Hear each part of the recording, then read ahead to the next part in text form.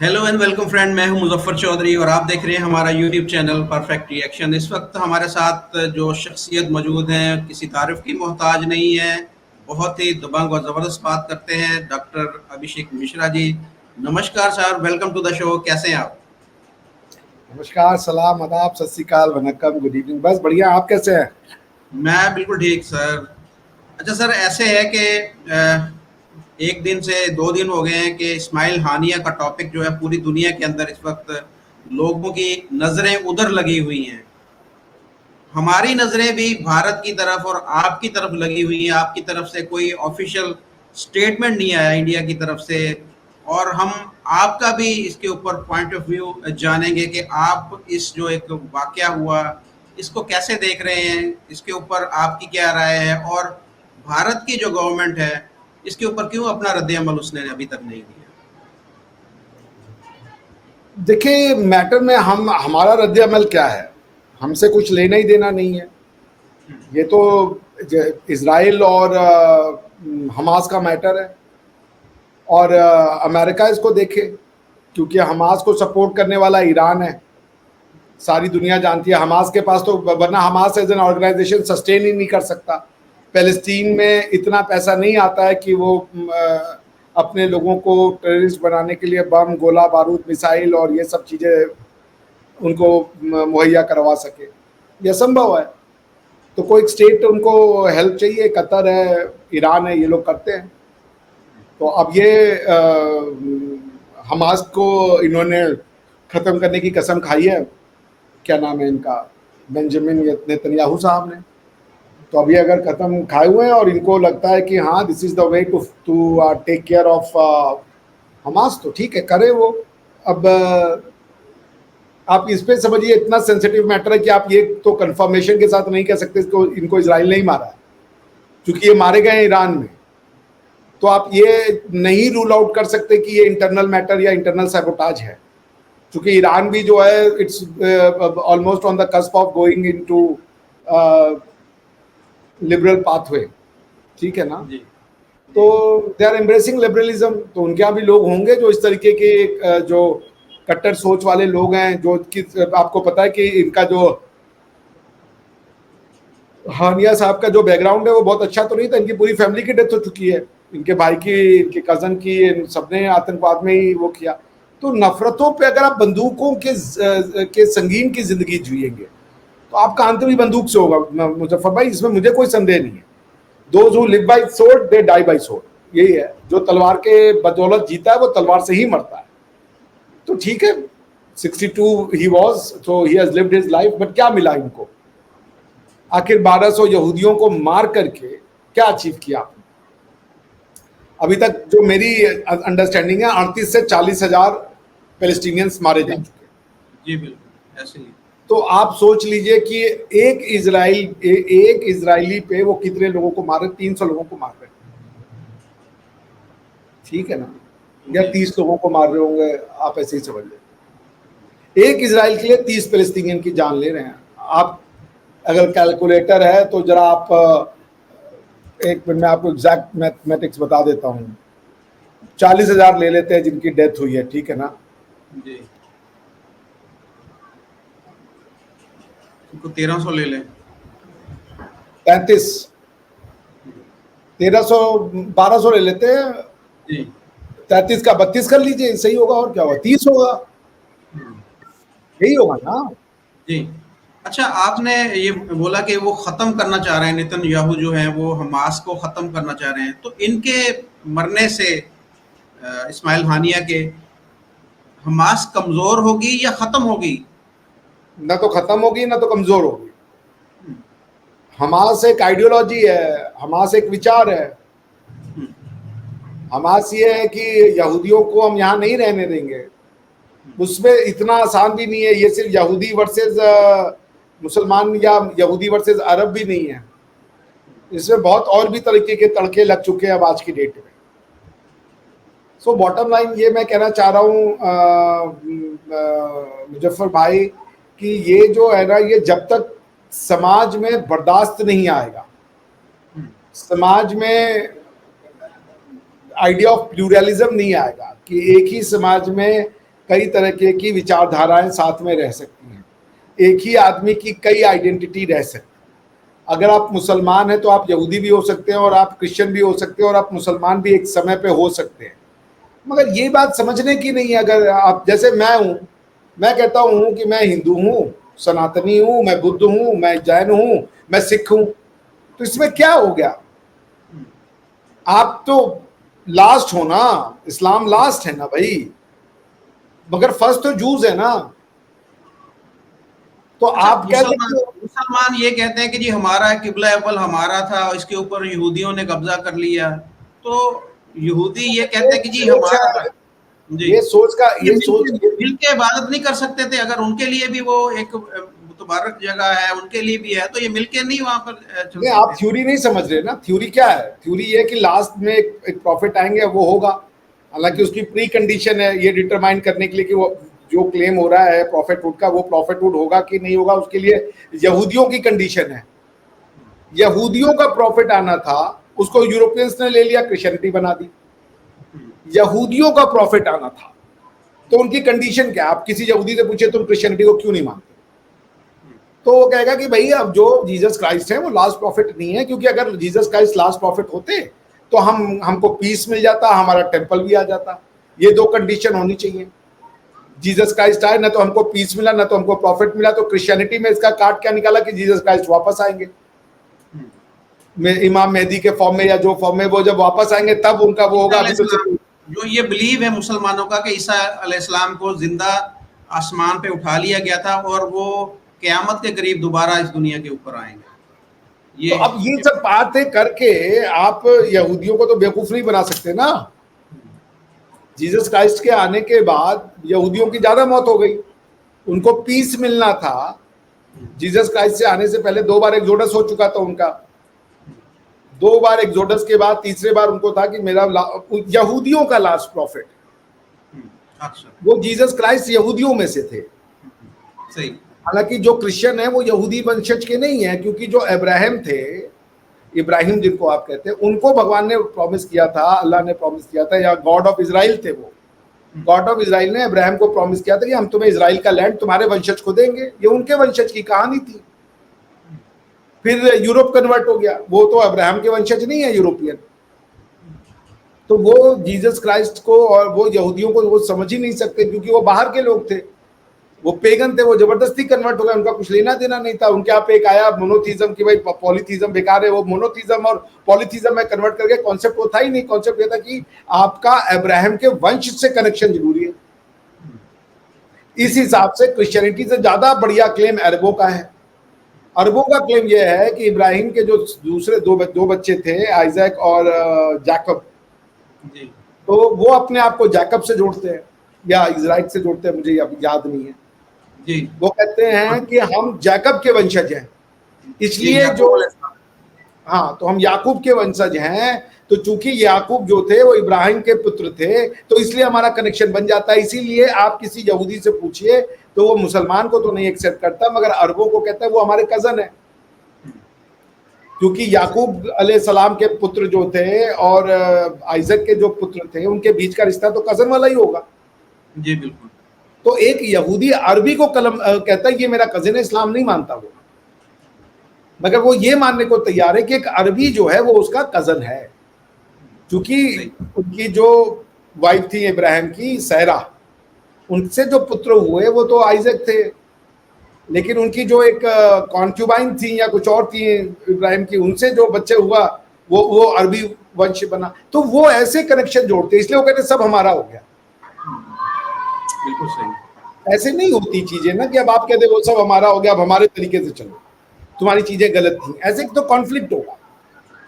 आपको चलना है चले, लेकिन आप दुनिया क्लेम को, यही कर, जी, जी, जी, जी, जैसे मैं एक प्रश्न पूछता हूँ, पाकिस्तान का हर आदमी या हिंदुस्तान का हर आदमी चाहता है कि दुनिया मुसलमान हो जाए, यहूदी क्यों नहीं चाहता? वो तो लेके तो यहूदी आया था। यहूदियों को ये मच्छर नहीं काटा कि जाकर के हम सबको यहूदी बना दें। पहले तो गॉड ने उन्हीं से बोला ना यार, ला इलाहा इल्लल्लाह का मैसेज देने वाले तो मूसा अलैहिस्सलाम थे। मूसा अलैहिस्सलाम को मिला ना। फर्स्ट कमांडमेंट तो यही है। तो अरब क्यों, वो जूस क्यों नहीं गए कन्वर्ट करने? उन्होंने कहा भाई ये हमारे घर का मसला है, सिर्फ हमारे लोगों के लिए है, ये जो अब्राहम के वंशज हैं उनके लिए है, और उनका बदले में गॉड ने क्या देना था, लैंड ऑफ इजराइल देना था। अब आज ये कि पूरा कुर्रा अर्ज ही हमारा हो गया, चला भारत भी इस चक्कर में फंस गया।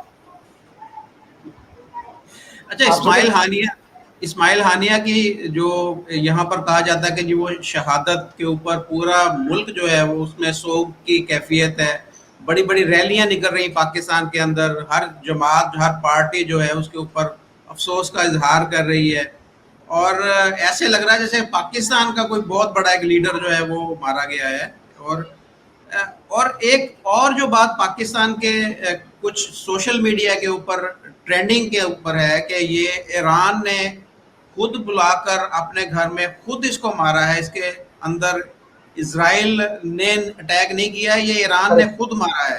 तो करेक्ट। आपके ख्याल में इस तरह का काम हो सकता है, ईरान इसमें मुलव्वस हो क्यों नहीं हो सकता है? सकता? जब हिटलर अपने पीक पर था, जब उसने दुनिया में वर्ल्ड वॉर टू लॉन्च कर दिया था, तो हिटलर को मारने का अटेम्प्ट करने वाले उसी के लोग थे।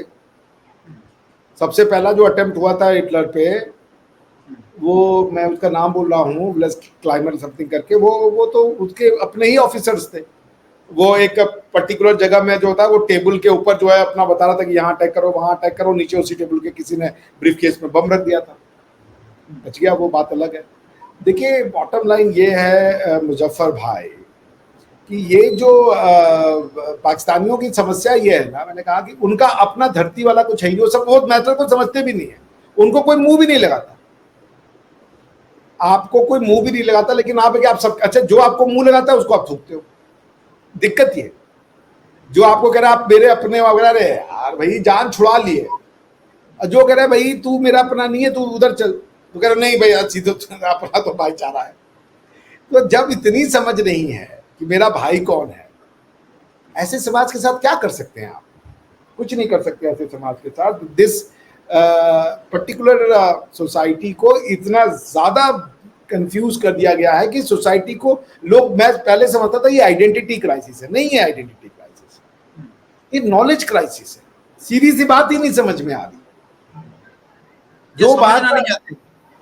अब जो भी कह लिया, जो बात यूरोप को समझ में आ गई, यूरोप भी आप ही की तरह थे, उन्होंने भी लेकर के आ गए थे वो अब्राहम वाला रिलीजन, और आज अच्छा नहीं कि क्रिश्चियनिटी से उनका कोई अलगाव हो गया, क्रिश्चियनिटी को बहुत प्यार करते हैं, लेकिन अब उसके नाम पे वो अपने लोगों में लड़ना नहीं चाहते, वरना उसी क्रिश्चियनिटी के प्रोटेस्टेंट और कैथोलिक्स ने क्या कम लड़ाई लड़ी एक दूसरे को?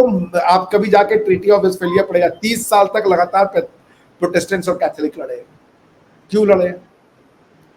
बॉटम लाइन ये है कि वो समझ गए कि भैया लड़ते रहोगे, जैसे आप क्या जिसको वो प्रोटेस्टेंट और कैथोलिक करे आप शिया और सुन्नी करें, सेम चीज है, सेम प्रॉब्लम है। लेकिन नहीं वो वेस्ट है, वो बर्बाद हो गया, वेस्ट का कल्चर खराब है, फाशी है, उनकी औरतें हर बाय डिफॉल्ट ही वो प्रोस्टिट्यूट है। अरे ऐसे नहीं होता भाई, ऐसे नहीं होता।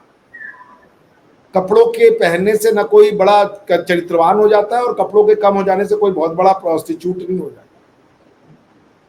चरित्र का कपड़े से कोई लेना देना नहीं है, वरना फिर आप सबको अच्छे कपड़े पहना दो, सबके चरित्र अच्छे हो जाएंगे। पॉइंट ये है ना कि देखिए हानिया की जो डेथ है, ये प्रॉब्लम है ईरान वर्सेस इजराइल। आप क्यों मामे बन रहे हो? आप में इतना दम है, न्यूक्लियर बम लिखा है, मार दो इजराइल के ऊपर। ये तो इस्लामी बम है ना भाई, आप ही के लोग कहते हैं इस्लामी बम है, तो मार दो भैया इजराइल के ऊपर, जा देख लो फिर क्या होता है। तो पॉइंट ये है कि आपके पास इतनी रिच हेरिटेज है, तक्षशिला है, मोहनजोदाड़ो है, ज्ञान है, योग है, रामायण जैसी वेद जैसी पुस्तकें हैं।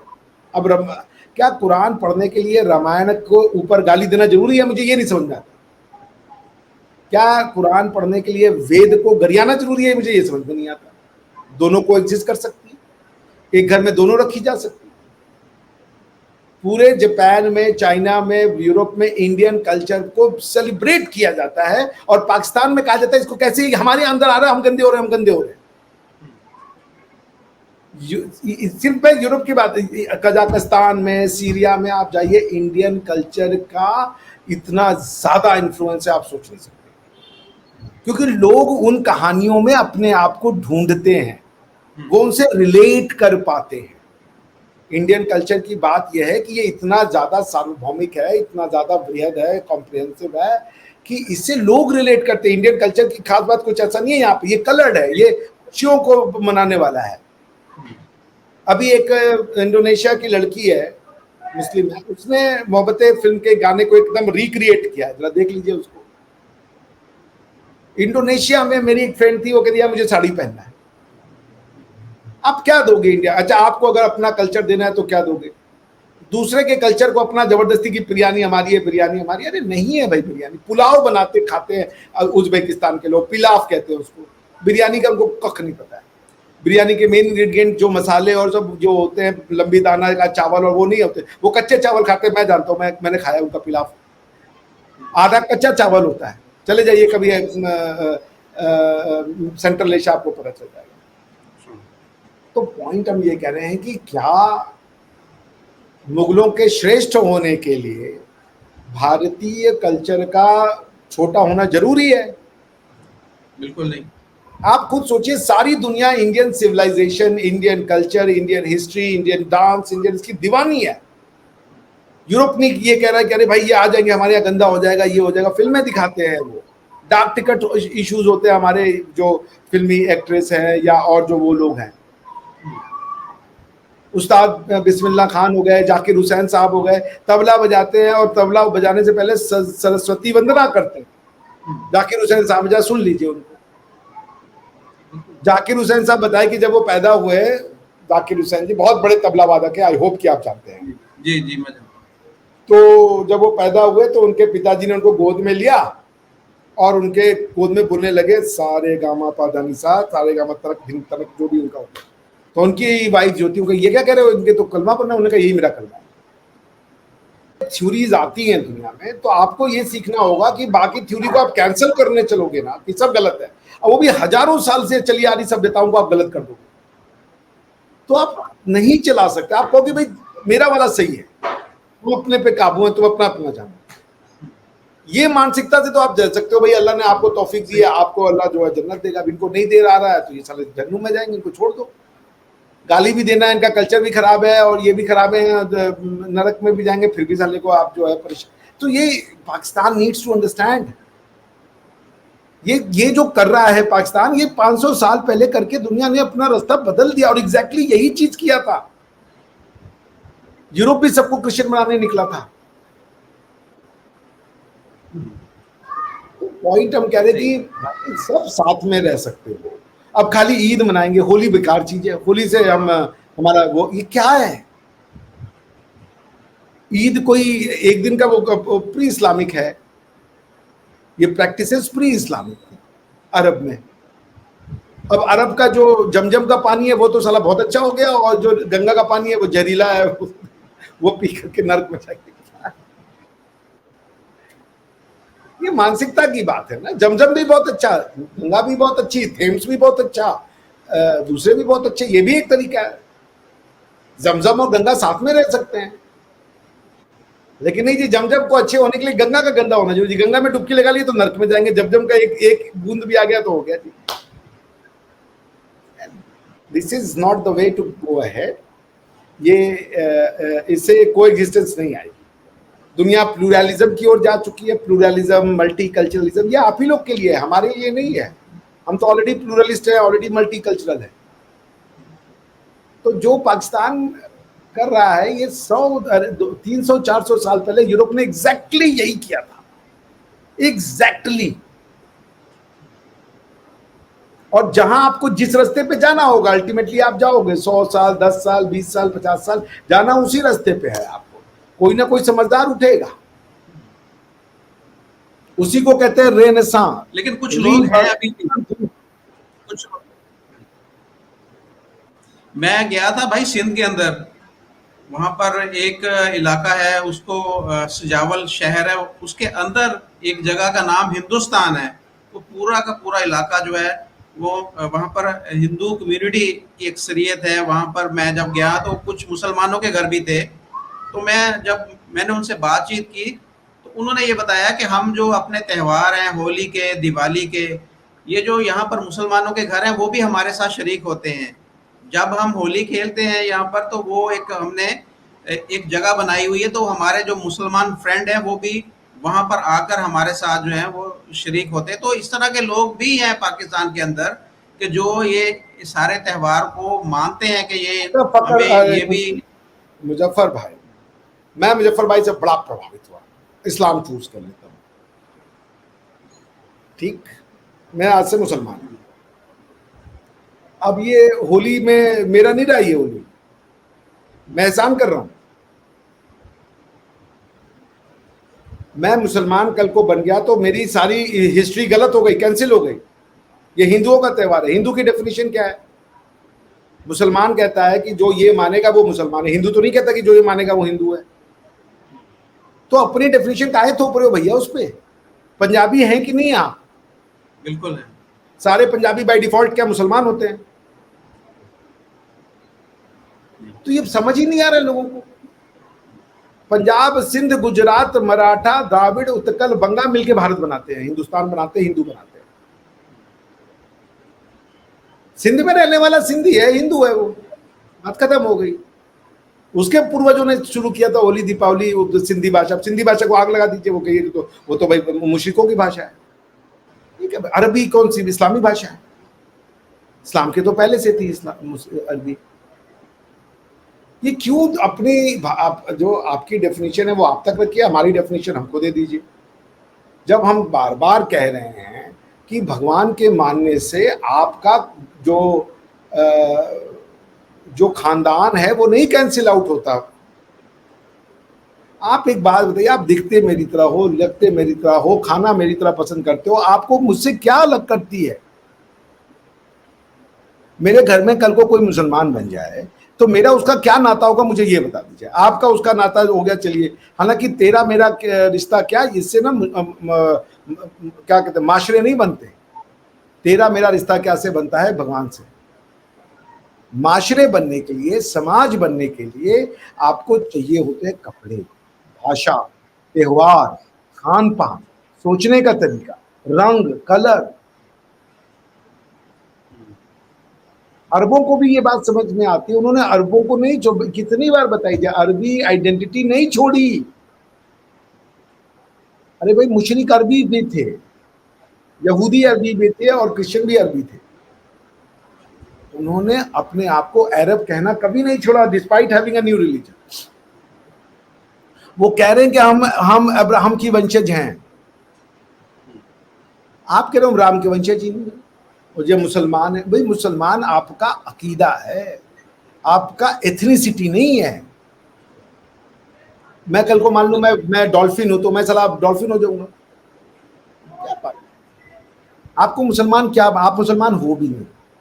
मुसलमान आपको बनाता है जब आप अल्लाह के दिए हुए कानूनों पे चले। आप चलते हो? आप क्या शरिया है? नहीं है। पीनल कोड लगता है आपके, पाकिस्तान पीनल कोड, जो कि बेसिकली इंडियन पीनल कोड। जब अल्लाह ने कानून दे दिए, अल्लाह ने बता दिया कि इन्हीं रस्तों पे करोगे तो तुम्हारा जो है वो टेस्ट होगा, उसी टेस्ट में तुम जाओगे जन्नत में। तो आप तो टेस्ट तो दे नहीं रहे हो। आप कह रहे हो कि मान लेने से, तो भाई मान तो हम भी रहे, हमने कब रिजेक्ट किया हुआ है? होता होगा डूम्सडे, होगा, मुझे कोई ऑब्जेक्शन नहीं। हाँ भाई है डूम्सडे, मेरे लिए है भी, नहीं भी है, दोनों प्रॉब्लम नहीं है मुझे। अल्लाह है, बिल्कुल होंगे। मोहम्मद साहब उनके मैसेंजर हैं, बिल्कुल होंगे, कोई दिक्कत नहीं है। मैंने कब कैंसिल किया भाई? मैंने कब कहा कि नहीं है? बिल्कुल है, होंगे, मुझे कोई दिक्कत नहीं है इसको मानने में, मगर मैं भगवान राम को मानना नहीं छोड़ सकता। तो पॉइंट ये कि भाई अब अल्लाह को मुझसे प्रॉब्लम होगी कि यार तुम मेरा बात तो मान रहे हो लेकिन दूसरी गलत भी कर रहे हो, तो अल्लाह मुझे सजा दे देगा, बात खत्म हो गई। लेकिन पॉइंट मेरा ये है कि मैं कन्वर्ट होकर के क्या कन्वर्ट कर दूंगा अपनी भाषा? अल्लाह ने टेस्ट तो अरबी में दिया आपको, तो कुरान समझने के लिए कि अरबी के इस लुगत का ये मतलब है, उस लुगत का वो मतलब है, समझ ही नहीं पा रहे। किसी लुगत समझाइएगा लोगों को। मानने से अगर भगवान मिल जाता तो मान लीजिए, फिर क्या दिक्कत है, लड़ाई क्या है? आप तो चले गए स्वर्ग में, आपको जन्नत मिल गई। मानने का खेल है तो मानते तो हैं ही आप ना, बात हो गई, जन्नत मिल गई। आप क्या, अब किस चीज की लड़ाई है? नहीं हम कश्मीर ले लेंगे, हम ये ले लेंगे, हम वो ले लेंगे। अरे भाई, लड़ने के बहाने ही अगर नहीं ढूंढने हैं खाली हर चीज में, जब से आप बने हैं आपने दुश्मन हमें डिक्लेयर किया, मुस्लिम लीग ने डायरेक्ट एक्शन डे किया भारत में, जब से तब से डायरेक्ट एक्शन डे, उसके बाद वॉर, और ये जो आप जिसको आप टेररिज्म कह रहे हैं ये हम आज से नहीं झेल रहे हैं, ये राजा दाहिर ने झेला था उसके फॉर्म में, मोहम्मद बिन कासिम के फॉर्म में। राजा दाहिर की क्या गलती थी, उन्होंने तो प्रॉफिट के नवासों को अपने यहाँ बल्कि वही दी थी ना, शरण दी थी। तो राजा दाहिर सिर्फ इसलिए बुरा हो गया क्योंकि वो हिंदू था, और मीर का अब्दुल क्या नाम था बिन कासिम जो था वो इसलिए सिर्फ अच्छा हो गया क्योंकि वो अरबी था। ये क्या पागलपन है, इंसान सिर्फ इसलिए अच्छे हो जाए कि वो अरबी है, और हम सिर्फ इसलिए बुरे हो गए क्योंकि हम हिंदू हैं। अरे हिंदू मतलब भारत में पैदा हो गए, हम बाय डिफॉल्ट ही गंदे और नजस लोग, ये कैसे बात है? पाकिस्तान की प्रॉब्लम है ये, वो समझ ही नहीं रहा। वो अपने आप को अपनी वो हिंदू को खत्म करके सोच रहा है कि हम सबको मुसलमान बना देंगे। कैसे मुसलमान बनाओगे? ना तो अरबी खाना खा पाओगे और ना अरबी तरीके से खा पाओगे। खाने का टेस्ट तो तभी आएगा जब तेल का छौंका लगेगा, जीरा पड़ेगा, प्याज, टमाटर, मिर्च और उसके साथ थोड़े से मसाले, उसमें जो है जब ग्रेवी बन के उसमें चिकन डाल दो, बीफ डाल दो, उसमें जो डालना है डाल दो। हम तो कहते हैं कि भाई गाय न डालो क्योंकि उससे का दूध पीते हो, जिसका दूध पी लिए उसको फिर माँ तो मानना ही पड़ेगा। अब कहते गाय तुम्हारी माता है, जानवर को माता कहते हैं। अरे भाई रोड पे एक बूढ़ी अम्मा चल रही होती हो तो उसको क्या बोलते हो, ए बुढ़िया हट जा रास्ते से। अगर आपने उसको बोला माता जी जरा जगह दे दीजिए तो इसका मतलब है कि मेरे बाप उनके साथ जाके सो रहे हैं। ये लिटरल इंटरप्रिटेशन जाना है कि गलती से किसी को मैंने माँ बोल दिया तो इसका मतलब है कि मेरे पिताजी का उनके साथ ठकाठक चल रहा था। ये क्या बकवास है?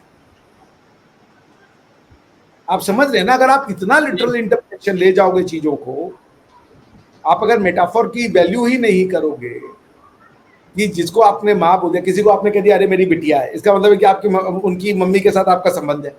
यही बस इंटरप्रिटेशन होगा। तो अगर दूध आप पी रहे हो अपनी माँ का और उस माँ के बाद किसी जानवर का दूध पी रहे हो, वो जानवर का दूध इंसान के को नॉरिश कर रहा है, तो नहीं जानवर को माँ करने बड़े बेवकूफ लोग हैं। अरे भाई कृतज्ञता दे रहे हैं कि तुम्हारे बच्चे के बछड़े का दूध चोरी करके हमने पिया, तुमने मुझे माँ के समान माना तो मैं तुम्हारा ऋणी हूं, मैं तुमको भी माँ के समान। ये अच्छी चीज है कि ये अच्छी चीज है कि दूध भी पिएंगे और तुम्हारा चमड़ा भी खाएंगे,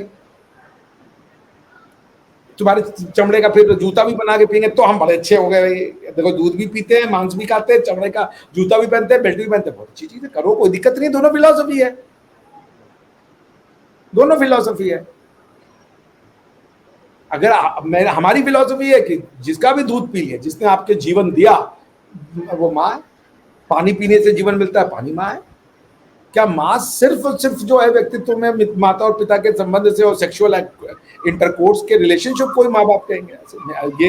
ये फिलॉसफी की जो है जिसे समझिए फेलियर हो। धरती को भी माँ बोला। ये माँ का मतलब क्या हुआ? माँ मतलब जो आपको जीवन देता है, जो आपसे प्यार करता है, जो आपको नॉरिश करता है। धरती के दिए हुए अन्न खाते हैं तो हम आप जीते हैं। जब पैदा होते हैं तो माँ के दूध को पीते हैं 9 महीना तो हमको जीवन मिलता है, क्योंकि माँ का वो जो दूध होता है वो 9 महीना उसी के वही पी सकते हैं, हम और कुछ नहीं पी सकते। उसके बाद हमको जीवन को, उसके बाद तो माँ का दूध सूख जाता है।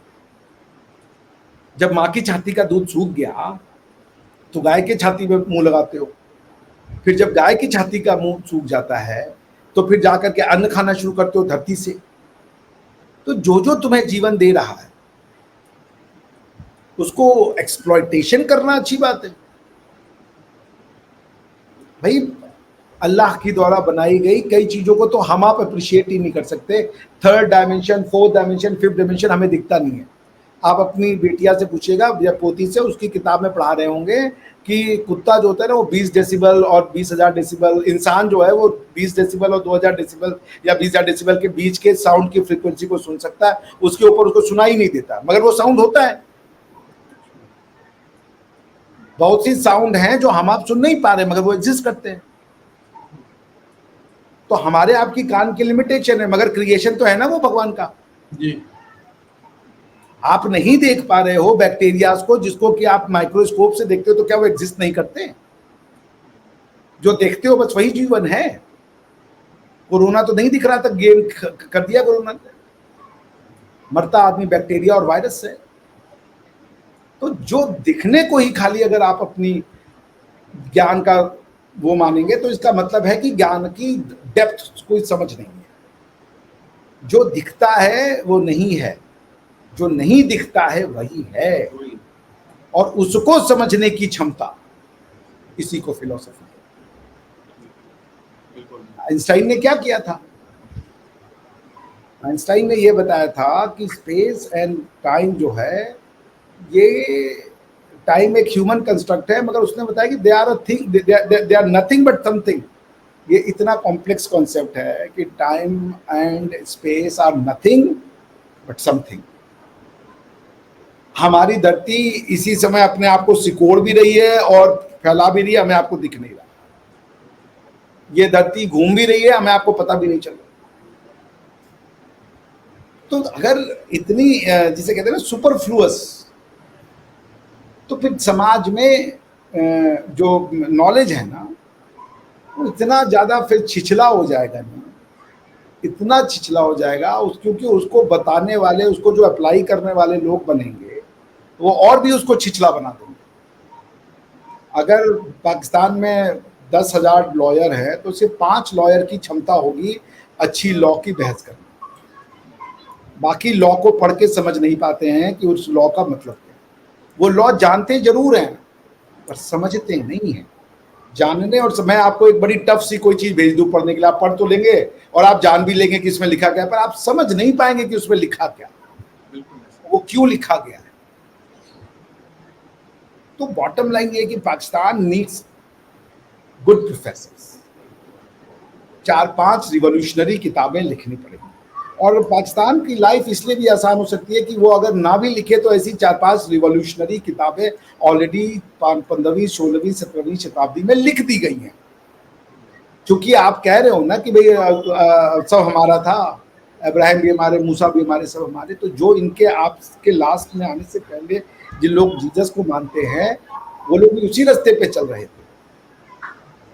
फिर रास्ता मोड़ा उन्होंने कहा कि ये हमारे भगवान तो हो सकते हैं पर कानून इनके हम नहीं मानेंगे, क्योंकि उनके कानून से बड़ी प्रॉब्लम है। ऐसा नहीं कि जीसस खत्म हो गए, जीसस आज भी हमारे पास स्ट्रॉन्गली प्रेजेंट है। रिलीजन कोई नहीं ले जा रहा आपसे, मगर सेक्युलरिज्म को लादीनियत समझने वाली समाज, इसका मतलब अभी आप 100 साल पीछे। सेक्युलरिज्म का जो कॉन्सेप्ट है वो इसीलिए आया था, separation of church from state. आपके लिए होगा separation of mosque from state. जैसे आपके संविधान में एक बॉडी है इस्लामिक नजरियात, वो लॉ बनाने के बाद देखती है कि ये इस्लाम सम्मत लॉ है कि नहीं है। आप जिस दिन अपने कॉन्स्टिट्यूशन से उसको निकाल दोगे तब आप चलोगे सेक्युलरिज्म की तरफ। आपने कॉन्स्टिट्यूशन भी बना लिया और उसमें इस्लामी नजरियात काउंसिल भी डाल दिया। ये जो चालूपना आप करते हैं यही आपकी समस्या का कारण है। खैर,